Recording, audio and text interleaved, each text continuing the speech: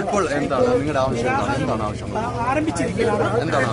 Aam Aadmi party ഞങ്ങൾക്ക് പിന്തുണ വേണം, വിജയിക്കുന്നവരെ വേണം. ആം ആദ്മി പാർട്ടി മാത്രമല്ല, എല്ലാ പാർട്ടികൾക്കും വേണം ഞങ്ങൾക്ക്.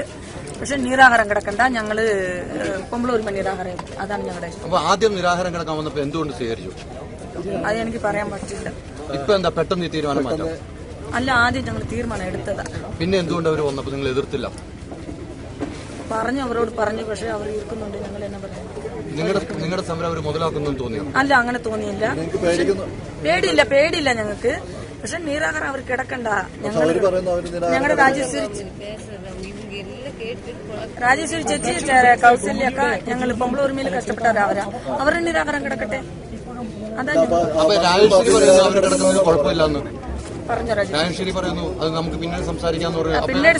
പിന്നീട് സംസാരിക്കാം നമുക്കപ്പോ. പിന്തുണയാ ചേച്ചി പറഞ്ഞത്. എന്തായാലും നിരാഹാരം കിടക്കണ്ട.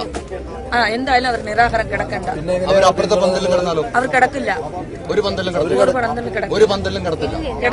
കിടക്കില്ല. അവർ ഞങ്ങളൊക്കെ ഒന്നിച്ചല്ലേ സമരത്തിലിരിക്കുന്നത്. ഈ സമരപന്തലിൽ വേണ്ട, ഈ സമരപന്തലിൽ വേണ്ടെന്നല്ല പറയുന്നത്. ഞങ്ങളൊക്കെ ഒന്നിച്ച സമരത്തില്. പക്ഷെ നിരാഹാരം കിടക്കണ്ടെന്നാ പറയുന്നത്. പിന്നെ എങ്ങനെയാണ് പിന്തുണ നിങ്ങൾ ഉദ്ദേശിക്കുന്നത്? ഞങ്ങളുടെ കൂടെ ഉണ്ടാകട്ടെ. എല്ലാവരും പിന്തുണച്ചിട്ടല്ലേ പോണത്. വന്നിട്ട് പോകുന്നുണ്ടല്ലോ. അവർ ഞങ്ങളുടെ കൂടെ ഉണ്ട്. ആദ്യം തൊട്ട് ഉണ്ടെന്നാ ഇവർ പറയുന്നത്. ഞങ്ങളുടെ കൂടെ ഉണ്ടാകട്ടെ. പക്ഷെ നിരാഹാരം വേണ്ടെന്നാ പറയുന്നത്.